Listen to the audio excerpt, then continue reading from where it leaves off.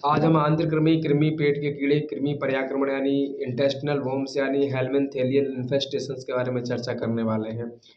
कांतों में कृमि का हो जाना कृमि रोग कहलाता है, यानी कीड़े या केंचुए जैसे हो गए। आधुनिक भाषा में इन्हें हेलमिंथेलियल इन्फेस्टेशन के नाम से संबोधित करते हैं हम लोग। यह रोग स्त्री, पुरुष, बच्चों और बूढ़ों सबको होता है, किंतु बच्चों को यह रोग बहुत ज़्यादा होता है। लोगों की आंतों में कई प्रकार के कृमि और दूसरे कीड़े होते हैं जो रोग उत्पन्न करते हैं। जो कृमि आकार में बड़े होते हैं वे कभी कभी व्यक्ति के मल में भी दिखाई दे जाते हैं।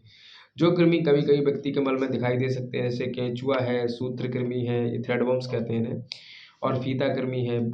विषकृमि और अंकुश कृमि भोजन आंत में काफ़ी ज़्यादा संख्या में हो सकते हैं, लेकिन मल में दिखाई नहीं देते हैं। कृमियों का विकास आमतौर पर आंतों में रहता है। अस्वस्थ रूप से वातावरण में रहना, उनका खाना भी अच्छा ना रहे, खान पान भी अच्छा नहीं है, अशुद्ध जल पीते हो हम लोग, सब्जियाँ तथा फल बिना धोए और साफ किए ही प्रयोग कर लेते हैं। अधिकतर कच्ची सब्जी का प्रयोग हम लोग कर लेते हैं। अत्यधिक पके फल खाना, अत्यधिक मीठे पदार्थ खाना, खाली पेट अत्यधिक पका केला खाना, मिट्टी, पत्थर, कंकड़, खपरा, कुल्हड़ आदि खाने से, उड़द और खट्टे पदार्थों का अधिक उपयोग करने से, अत्यधिक तरल पदार्थ का प्रयोग करने से, कफ तथा अम्ल रस पैदा करने वाले खाद्य अधिक सेवन करने से, अत्यधिक साग सब्जियों का प्रयोग करने से, अत्यधिक मांस, मछली और अंडा खाने से, समय कुसमय का ध्यान किए बिना खाते पीते रहने से, नमक का बहुत ज़्यादा प्रयोग करने से। तो पेट में कीड़े होने से मलद्वार और नाक में खुजली होती है, जी मिचलाता है, पेट में मंद मंद पीड़ा होती है, या तो बहुत ज़्यादा भूख लगती है, कम लगती है, खून की कमी और कमजोरी होती है, कब्ज होती है, पतले दस्त लग सकते हैं, घबराहट तथा बेचैनी होती है, अफारा रहता है, रोगी को अधिकतर एलर्जी रहती है, बच्चा रात को रोते समय दांत खटखटाता है, उसे ठीक से नींद नहीं आती है, मुंह में सड़न युक्त बदबू आती है, गंदे डकारें आती हैं, गुदा से दुर्गंध युक्त वायु निकलती है, मिर्गी हिस्टीरिया के लक्षण प्रकट हो सकते हैं। रोगी का चेहरा पीला नजर आता है, चेहरा निस्तेज और कांतिहीन हो जाता है, प्राय मुख का स्वाद बिगड़ा रहता है, मल द्वार में खुजली होती है, अधिकतर रोगी नाक खुजलाया करते हैं, रोगी दांतों से नाखून कुतरता रहता है, पेट में मंद मंद विशेषकर नाभि के पास पीड़ा होती है जो प्राय जलती रहती है, रोगी क्रसकाय और कमजोर हो जाता है, मूत्र खड़िया की भांति आता है, रोगी चिड़चिड़ा रहता है और वह अक्सर थूकता रहता है। ऐसी स्थिति उत्पन्न होती रहती है। मुख में फीका पानी आता रहता है, नन्हे बच्चे लार टपकाते रहते हैं, रोगी कई बार चर्म रोग का शिकार हो जाता है, सर्दी जुकाम ज्वर आदि की संभावना रहती है। महिलाओं के मलद्वार का संक्रमण योनि में लग जाता है और कृमि योनि में प्रवेश कर जाते हैं, इससे योनि में खुजली होती है। केंचुए वह 20 से 30 सेंटीमीटर लंबा होता है, इनका रंग गुलाबी या सफ़ेद होता है। आंतों में ज़्यादा केंचुए हों तो बेचैनी, अपच और कमजोरी हो सकती है। जिन बच्चों के पेट में काफ़ी ज़्यादा केंचुए हों उनका पेट बढ़ जाता है, कभी कभी केंचुए से दमा, दौरे या फिर आंत का अवरोध भी हो सकता है। ये अपेंडिक्स को अवरोधित कर उंडक पुच्छक शोथ यानी अपेंडिसाइटिस पैदा कर सकते हैं। ये रैंकर यकृत में या छोटी आंत में पहुंचकर पेरिटोनाइटिस का कारण बन सकते हैं। जब बच्चे को बुखार हो तो ये केंचुए कभी कभी टट्टी से कभी कभी बाहर भी निकल आते हैं और रेंगते हुए नाक अथवा मुंह से ही बाहर निकलने लगते हैं। कई बार तो कभी कभी केंचुए श्वास नली में भी चले जाते हैं, इसके कारण सांस रुकने लगती है, तो काफ़ी भयानक हो जाती है स्थिति।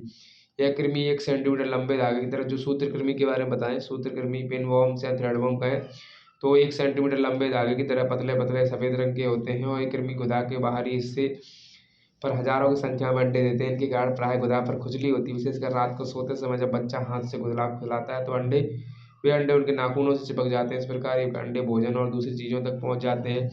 ये कृमि वैसे खतरनाक नहीं होते हैं वैसे तो।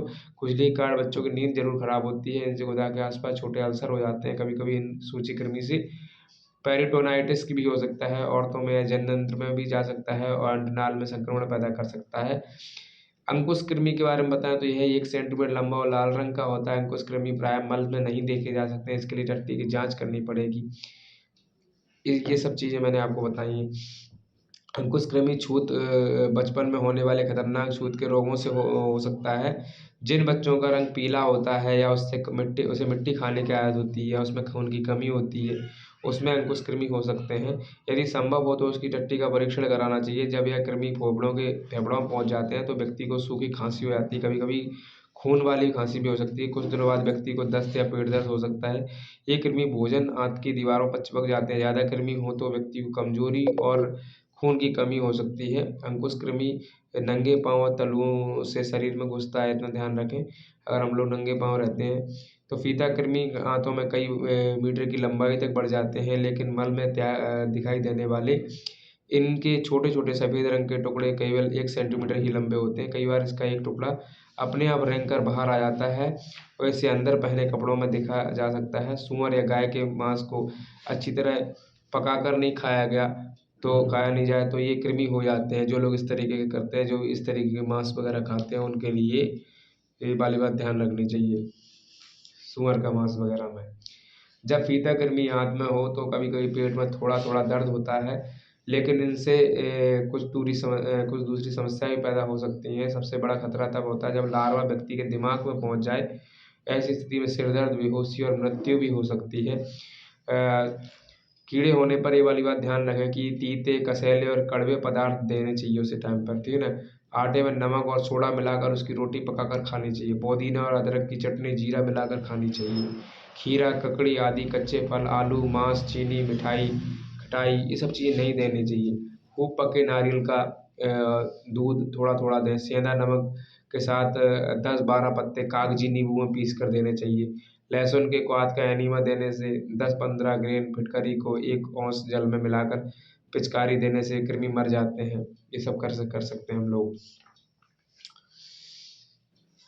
सामान्य उपचार और बचाव के बारे में चर्चा करें तो इसमें काफ़ी बचाव रखने चाहिए। जैसे केंचुआ, एस्केरिस के लिए शौचालयों का इस्तेमाल करना चाहिए। कोई भी चीज़ खाने या भोजन बनाने से पहले अपने हाथों को अच्छी तरह धोना चाहिए। मक्खियों से भोजन को बचाना चाहिए।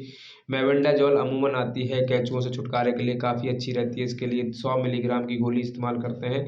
वयस्कों और बच्चों में एक जैसी खुराक दी जाती है। इसमें सूत्रकृमि के लिए एक गोली केवल 1 बार 3 हफ्ते में देनी चाहिए।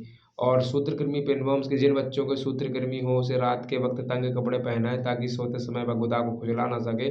टट्टी करने से पहले और सुबह उठने पर बच्चे की जो गुदा है, यानी जो पोंद है उसके सूतड़ है, और उसको हाथों को अच्छी तरह से धोना चाहिए, ठीक है ना। खाना खाने से पहले भी बच्चों को हमेशा हाथ साफ रखना चाहिए। उसके नाखूनों को छोटा छोटा काट कर रखें। उसके कपड़े बदलते रहें। उसके बाद उसे स्नान कराएं। हाथों और गुदा को विशेष रूप से साफ करें। सोते समय बच्चे की गुदा पर वैसलीन या सरसों का तेल लगाएं ताकि खुजली कम हो।